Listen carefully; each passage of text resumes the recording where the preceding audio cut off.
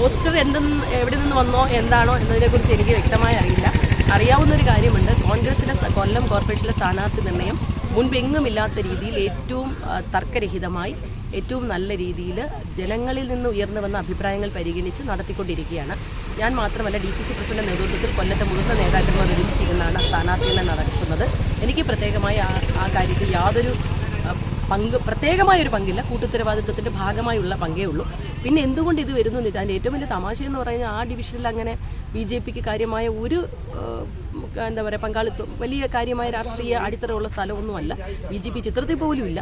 എന്നിട്ടും BJP agent എന്നൊക്കെ പറയുന്നത് ആസൂത്രിതമായി എനിക്കെതിരെയുള്ള ഏതോ കോണിൽ നിന്ന്, അത് തീർച്ചയായും രാഷ്ട്രീയ എതിരാളികളായിരിക്കുമെന്ന് ഞാൻ വിശ്വസിക്കുന്നു. കോൺഗ്രസ്സുകാരെ ഒരിക്കലും അത് ചെയ്യില്ല.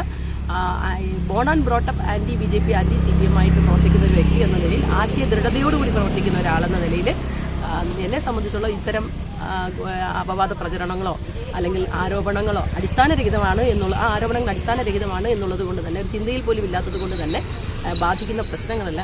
ബിസിനസ് പാർട്ട്ണർ എന്നൊക്കെ എഴുതി വെച്ചേക്കുന്നു. ബിസിനസ് പോയിട്ട് ദൈനംദിനം പോകാൻ പോലും നിവൃത്തിയില്ലാത്ത സാധാരണക്കാരിൽ ഒരാളായി എന്നെ തികച്ചും അടിസ്ഥാനരഹിതമായ അത്തരം ആരോപണം ഉന്നയിച്ച് തളർത്താമെന്ന വ്യാമോഹത്തിലായിരിക്കും. ഒരിക്കലും നടക്കില്ല.